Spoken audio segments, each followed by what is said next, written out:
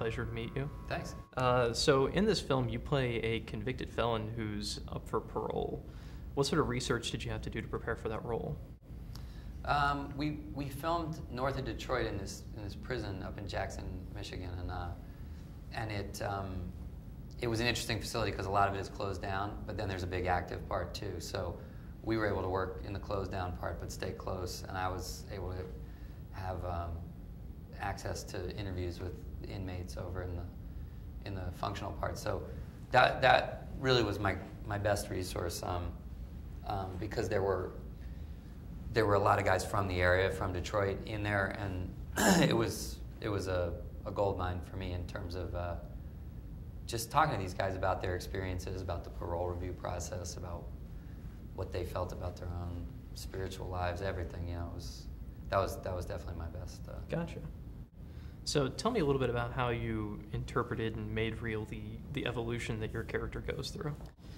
Well, I think that the film is about a parole review officer trying to assess whether this one prisoner's authentically changed, in essence, and so the film hinges around the question of whether this guy is for real in the things he's saying, and it's not just a twisty thriller, but it really the central question of the movie is, does this spiritual awakening that he says he's had, is it real? And I think and if it is, since he's also trying to manipulate this guy around the side, this guy doesn't really know how to take it. And I think that one of the things you definitely get in that prison environment is this sensation that people will say and do almost anything, and yet there's a real capacity in that environment for people actually to find sort of a deeper life. So it's very interesting. It's like a purgatory in a way, and I think I looked at Stone as a guy who sees himself kind of in purgatory and is trying to find his way to a more inner peace. So this isn't the first time that you've worked with Robert De Niro. What's it like, being around such a, I guess, intimidating guy? It's great. I've known him a long time. We worked on a film many years ago, and I've known him, over a decade now. So we have a very comfortable relationship. He's great to me and has always been very supportive of me. And I think it's great to work together a second time. You have a shorthand, you know each other. And I think we both liked, we liked what the dynamic was in this film together. It was interesting territory for him to explore, mortality and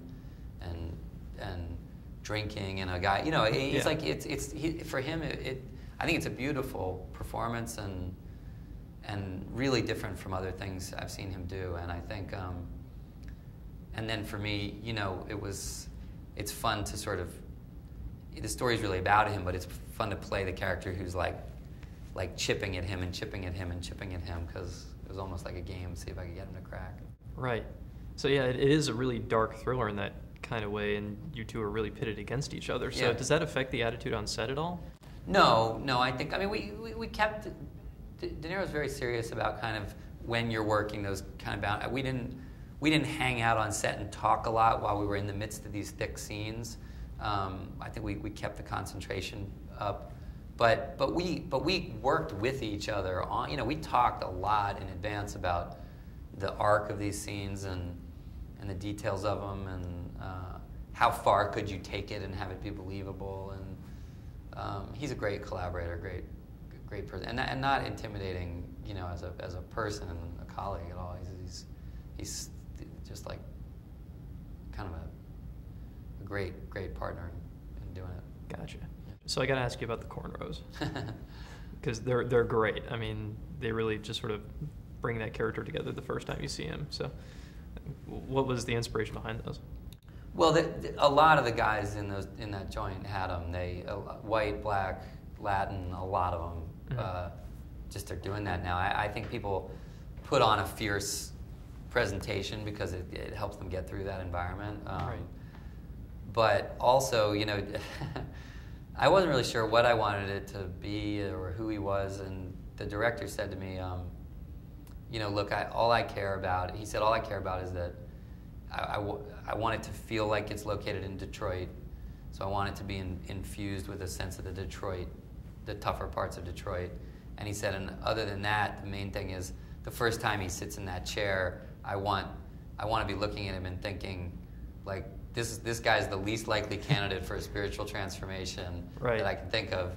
So to me, in part, that was like, you know, you wanted to create someone who has an alarming or a strange aspect to them or a fierce aspect to them, so that the change that goes on in him seems more jarring.